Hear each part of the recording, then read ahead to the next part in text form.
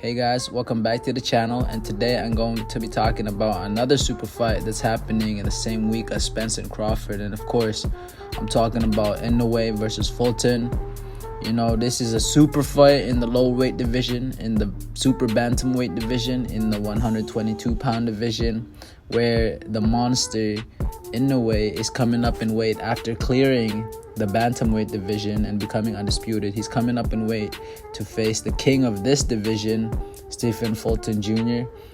I'm expecting this to be an amazing fight, and honestly, it has the potential to be a way better fight than Spence versus Crawford. So I'm very, very excited for this, and I can't wait. So let's get right into it. So first thing I'm going to be talking about is, of course, the tail of the tape. And as we can see, Fulton is a little bit younger than Inoue. He is 29 while Inoue is 30. So not much of an age gap there, which is great. But what makes it amazing is that they're both in the middle of their prime. So we can expect both fighters to be at their best on July 25th.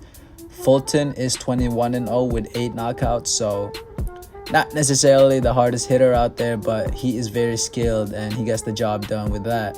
Inoue, on the other hand, is 24-0 with 21 knockouts. You know, he has an 87.5% KO ratio. He is called the monster for a reason. He gets people out of there.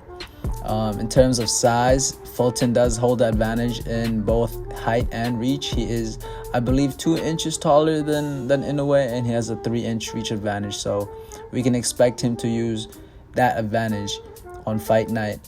In terms of stances, they are both orthodox. So can't wait to see how that plays out. The next thing I want to get into is the fighter's profile. So basically just their skills, abilities, attributes, and fighting style. I'll start off with Fulton. You know, first and foremost, Fulton was born and raised in Philadelphia, so he inherently has that dog in him.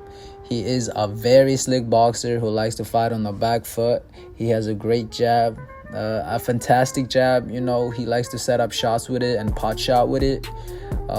He has great footwork and very fast feet, man. He is very mobile, and he stays mobile for all 12 rounds. He is fast, and he has quick hands and feet. You know, that's something that he usually holds an advantage over most, if not all, of his opponents thus far. But, you know, he is not one-dimensional. He has shown that he is capable of fighting on the inside and even fighting on the front foot. So, you know, he's definitely multi-dimensional.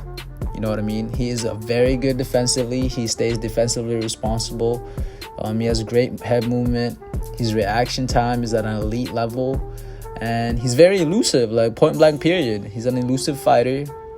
He's great at controlling range with his jab and his footwork, and he's also very, very, very smart. He usually clinches when he feels like he's in trouble, so you know, it's hard to catch this guy clean.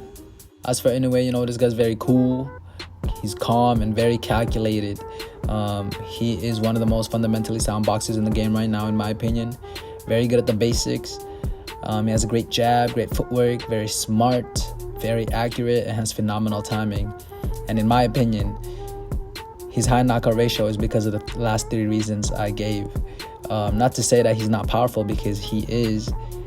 I actually think he has one of the heaviest hands in boxing, pound for pound.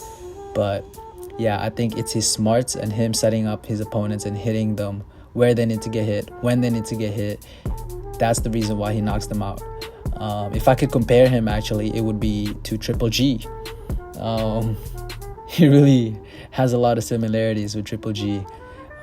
He's the Triple G of the bantamweight division. One of the most complete offensive fighters, you know. Doesn't get too crazy when he sees someone hurt. He stays calculated and cautious, but applies great pressure nonetheless. And he's also a great body puncher. This guy is just one of the most complete offensive fighters right now.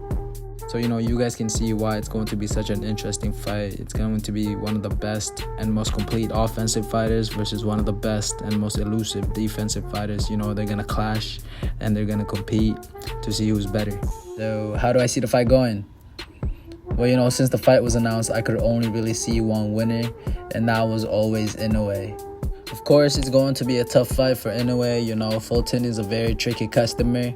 You know, he's very slick, he's quick, he's smart, and he got mad heart, man. I mean, Think about it. This guy is literally going to Japan to defend his titles against the guy coming up, the challenger, who has 0 belts. I mean, this is not talked about enough, man. This is a very daring move, and you gotta respect that, you know. But as for the fight, most people see Fulton, you know, staying on the outside, being his usual self, trying to outbox his opponent, using his reach and size advantage, especially against someone like Inoue, who he's much bigger than. You know, pumping out the jab, pot shotting, counter punching, basically staying very mobile and elusive. But I actually think that he's gonna do the opposite. I think his game plan is going to be to try to fight on the front foot to start the fight. He's gonna try to catch Inoue off guard because he knows Inoue is expecting a back foot fighter. He's going to try to impose his size and bullet Inoue, but, you know, obviously stay defensively sound. And I think he's actually gonna find, you know, real success in the first half. I can even see it being like, you know, 3-2 in favor of Fulton in the first 5 rounds, or even 4-2 in the first half of the fight, until he gets caught with something.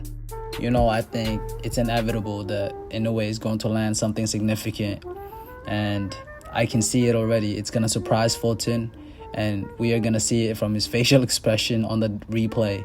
Something kind of like how Triple G caught, who was it, man? Curtis Stevens, was it? You saw Curtis Stevens' face after he got hit with something big. Anyways, going back to the fight. Yeah, once he gets hit, Fulton's whole demeanor is going to change. And from there, he's going to fight off the back foot. He's going to be more defensive. And at this point, Inoue knows he's got Fulton figured out. He knows Fulton can't hurt him, so he's going to take more risks. And I think at this point, Fulton is going to be more gun-shy and less active as he tries to be more defensive. And he's going to lose these rounds as he tries to box from the outside because, you know, Inoue is a great pressure fighter. He's a smart pressure fighter. He's not just going to wail on you. He's a very calculated fighter, right? So he's going to keep coming forward and he's going to pick his shots. And it's going to be too much mental pressure. He's going to eventually break Fulton mentally. I can also see Fulton clinching a lot in this fight. But, you know, Inoue does have the ability to dispel that tactic simply because he's a very good inside fighter. I think he's going to throw those compact body shots that's going to make Fulton think twice before clinching. You know, ultimately, I think Fulton does see success in the first few rounds until he gets hit. You know, from then on, I think Inoue will dominate the rest of the rounds and win a comfortable decision. You know, something like a 116, 112, maybe a 115, 113. Either way, Inoue wins. You know, some people would argue that Inoue's power won't carry up to the weight, but I completely disagree. I mean, this guy has an abundance of power, 118, so I honestly have no doubts that he'll carry most of it, if not all of it, to 122. He might even be more powerful, you know? And on top of that, let's not forget that he put a beating on the legend Donaire, who fought all the way up to 130, so let's stop with that. People argue that Inoue has never fought a slickster like Fulton, and Fulton's gonna expose him because of this. Even Inoue admitted that he hasn't fought anyone like Fulton, but let's not kid ourselves, man. Fulton has never faced anyone as good as Inoue, not even close. You know, a complete and a hard-hitting boxer puncher. You know, Inoue ain't no bum, man. You know, people really think Fulton will box circles around him, but Inoue is also a great boxer. You know, he's like Tank in the way that people overlook his skills and his smarts because of his power. People think that he just hits hard, but this guy is smart, man. He's a great boxer, and he's also very athletic. You know, he's just as fast and quick, if not quicker than Fulton. Let's not forget this guy started at like, what, 112? So he is very, very, very fast. I'd even argue that he's more skilled than Fulton, but that's another can of worms. All in all, I just don't see a way that Fulton can win, man. I mean, first off, he's fighting in Japan, so a close decision is sure to go to Inoue each and every time. And I'm very confident that he is not going to clear Inoue. He is not going to get a shutout victory over Inoue. I mean, that's just not happening. He's way too good of a boxer. So that means the chances of Fulton winning via decision is very slim. And I'm 1,000% sure that he is not going to knock Inoue out. I mean, aside from Fulton's power, lack thereof, let's not forget that Inoue is one tough cookie. This guy fought through a broken orbital bone that he sustained in the second round against Donaire, the hard-hitting Donaire. and he fought all the way to the 12th and won that fight. I mean, this guy is a fucking dog. He is tough, he is durable, he is gritty, and he's a great boxer. So I just don't see a way for Fulton to win this fight, respectfully. But y'all tell me who you guys got in this fight, and you know what you think of the video. And I don't mean no disrespect to Fulton. You know, I actually really like Fulton. He's a great boxer, and what he's doing is very brave. You know, going to Japan to defend his title, I mean, that's insane. People need to talk about that more. So he definitely needs to be commended for his efforts in this fight, but I just think Inoue is on a different level.